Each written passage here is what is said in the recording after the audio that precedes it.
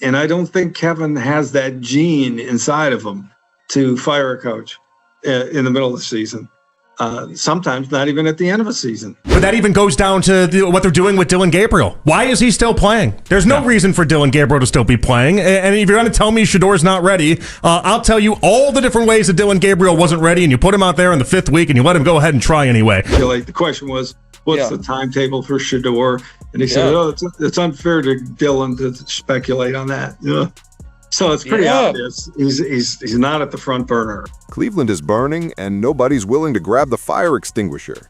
The Cleveland Browns are 2-7 after losing to the New York Jets in a game that featured 2 special teams touchdowns and a level of dysfunction that would be comedic if it wasn't so tragically predictable. But here's the thing that's driving Cleveland media absolutely nuclear. Nothing is changing. Nothing. No accountability, no adjustments, no desperate moves to salvage what's left of a season that's circling the drain faster than you can say sophisticated tanking. Tony Grossi pulled 0 punches in his latest appearance, and what he revealed about Kevin Stefanski's coaching philosophy should terrify every Browns fan who still cares about this dumpster fire of a season. You've heard me say before, I favor a coach who's kind of an SOB, who could be mean to his players, but also to his staff. Not mean, but be able to make those tough decisions. And I don't think Kevin has that gene inside of him to fire a coach in the middle of the season. This is the fundamental problem with the Kevin Stefanski era, distilled into one brutal assessment. He's too nice. In a league where ruthlessness often separates winners from also-rans, the Browns have a head coach who can't pull the trigger when it matters most. And the evidence is everywhere. Remember Andy Dickerson? Stefanski didn't fire him, he demoted him secretly, with reports suggesting Mike Rabel was put in charge of the offensive line last year. But officially, Dickerson never got fired. He just quietly faded into irrelevance while the organization pretended everything was fine. I mean, go back to Alex Van Pelt. I don't think there's any way Stefanski fired Alex Van Pelt that came above him. Even the coaching changes that have happened during Stefanski's tenure weren't his call. They came from above, from ownership, from people who recognized the obvious while Stefanski clung to loyalty over results. This is organizational dysfunction at the highest level, and it's rotting the Browns from the inside out.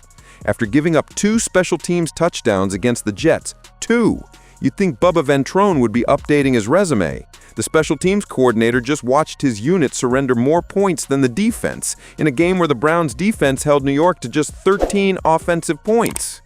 But will Ventrone face consequences? Of course not. The Lions, one of the best teams in football, made a change when Dan Campbell thought his offensive coordinator wasn't setting up the offense properly. He took over play-calling duties. Not because they were losing, but because he saw a potential problem on the horizon and addressed it proactively. That's what good coaches do. They make difficult decisions before small problems become catastrophic failures. Meanwhile, in Cleveland, Kevin Stefanski watches his special teams give up 14 points and basically shrugs. No consequences, no accountability, just the same tired rhetoric about staying the course and trusting the process. Still, this Bubba Ventrone situation is almost quaint compared to the absolute catastrophe happening at quarterback. Dillon Gabriel is still starting, still getting first-team reps, still being treated like he's the answer when every single snap proves he's part of the problem. And when Stefanski was asked about progress, tangible, observable progress from his quarterback, he completely sidestepped the question.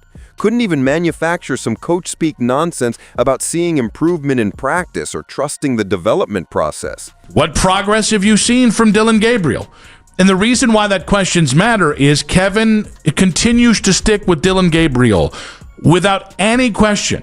Both of the last 2 post-game interviews that he's had, he went out of his way to mention that Dillon is the starter, right? And that's important, especially when Dillon has another subpar game. Think about that for a second. Your quarterback has another mediocre to terrible performance. You're 2-7. The season is effectively over, and your head coach can't articulate a single area where the quarterback has improved. Not accuracy, not decision-making, not pocket presence, nothing. But he's still starting next week, and the week after that, and probably every remaining game this season unless he gets hurt.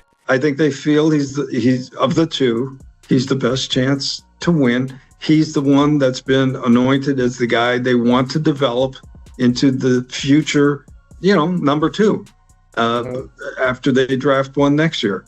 Here's the plan, according to Grossi. Develop Dillon Gabriel as a bridge quarterback for when they draft the real answer next year. Get him as many flight miles as possible so he can be a capable backup or spot starter in 2025. That's the grand strategy. Not winning games, not developing Shedeur Sanders, not giving the fan base any reason to believe things will get better, just accumulating reps for a guy who everyone acknowledges isn't the long-term answer. And speaking of our beloved mighty Shedeur Sanders, where the hell he is? Yeah, I haven't heard the coach mention his name in the last couple weeks. Even when he's asked about him, he changes the tone of the question to, we're trying to develop Dillon, and it's unfair to, I think he said today, it's unfair to speculate. Unfair to Dillon to speculate? Are you kidding me? This is professional football. This is a multi-billion-dollar industry where quarterbacks make or break franchises. Speculation isn't unfair. It's literally part of the job description when you're 2-7 and your starter looks completely overmatched every week. But Stefanski won't even engage with the question. He's so committed to Dillon Gabriel that he won't even acknowledge Shedeur Sanders exists in any meaningful capacity. And here's what makes this situation even more absurd. Shedeur is the backup. He's one snap away from playing. If Gabriel rolls an ankle or takes a bad hit, Shedeur is in the game by default. But the organization hasn't prepared him to play meaningful snaps, hasn't given him development reps with the starters, hasn't done anything to get him ready. You're right. If he goes down for whatever reason, they're going to be held responsible for what level of play Shedeur gives them because they haven't prepared him. This is organizational malpractice. You can't have it both ways. You can't refuse to play your backup while also keeping him as your backup. Either develop him or move on. But this limbo state where Sanders is close enough to play but not close enough to actually get meaningful preparation is insane. And here's where things get really interesting. There's clearly no consensus in the building about what to do at quarterback. I don't think there's a consensus in the building to put Shedeur in there right now. Okay, again, 8 games are left. That's plenty of football left. Stefanski wants Dillon. Maybe Andrew Berry has a different opinion. Maybe ownership is starting to get restless. But nobody's on the same page, and that internal dysfunction is paralyzing any potential changes. This is the critical point. If Jimmy Haslam, the owner, demanded that Shedeur Sanders play, he would play. If Andrew Berry, the general manager, insisted on making the change, it would happen. The fact that Dillon is still starting means either everyone agrees with Stefanski's assessment or nobody cares enough to override him. Neither option is good, but the most damning indictment of this entire operation came from the radio discussion about what it actually means to be accountable. Kevin talks about accountability constantly. It's one of his favorite words in press conferences. But accountability without action is just noise. It's corporate buzzword bingo. It means nothing when you're 2-7 and running out the same failed formula week after week. Real accountability looks like making difficult decisions when they're necessary. It looks like admitting your initial evaluation was wrong. It looks like prioritizing winning over being proven right about your quarterback assessment. Stefanski does none of that. He'd rather go down with the ship while clutching his process manual than make an adjustment that might save the season. Here's what makes this entire situation so tragic. The Browns aren't that far away from being competitive. The defense is good. Myles Garrett is playing at an elite level.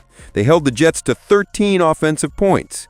But special teams are a disaster. The offense can't function, and the head coach is too stubborn or too loyal or too something to make the obvious changes that might actually help. The young players are developing. The building blocks are there. But the coaching isn't fixing the fixable problems, and the quarterback situation is actively preventing any progress on offense. This is a team that should be fighting for .500, maybe sneaking into wildcard contention if things break right. Instead, they're 2-7 and staring at another top 5 draft pick because nobody in the organization has the courage to make necessary changes.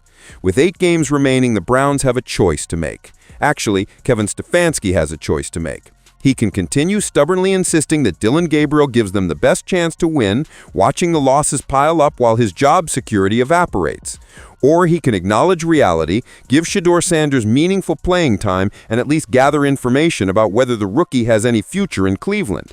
Right now it looks like option 1, which means we're in for 2 more months of watching a coach who's too nice to fire anyone slowly get fired himself because he refused to make the difficult decisions that might have saved his job. Cleveland deserves better. The defense deserves better. The fans who've endured nearly 27 years of this deserve better. But until someone in that building, whether it's Stefanski, Berry, or Haslam, decides that accountability actually means something, this is what Browns football looks like. Talented pieces, 0 adjustments, and a stubborn adherence to a plan that everyone can see isn't working.